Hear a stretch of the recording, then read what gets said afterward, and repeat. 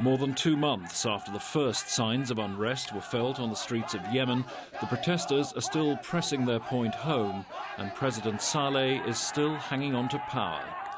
These clashes began when anti-government demonstrators tried to march to the camp of an army general who's given his support to their cause. The day after a similar attack in the south of the country, tribesmen loyal to the president fired on unarmed protesters. When they attacked us, they started shooting bullets and stoned us when we were in a peaceful march. And these are the bullets. We walked with bare chests on the street. Men from the ruling party riding a modern car fired bullets on us, and troops drove them.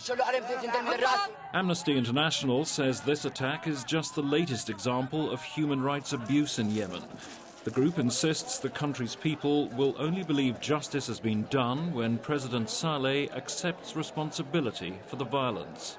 These attacks are obviously not okay, and people want accountability for that. In fact, this is what fuels the revolutions. As the people have for generations seen their rights abused, have had torture, have had oppression of their freedom of expression, and they no longer want to accept that.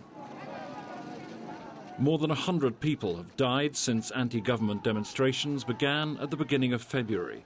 These included the killings of 52 protesters by rooftop snipers in Sana'a on March the 18th.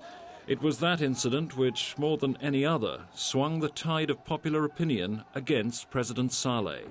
The GCC, the body which represents the Arab Gulf states, has invited Yemen's government and opposition to talks in Saudi Arabia in an attempt to negotiate an end to the crisis. And the United States is pressing Saleh to talk to his opponents. But he's standing firm for now. After 32 years in power, perhaps he thinks he has nothing to lose. Mark Smith, Sky News.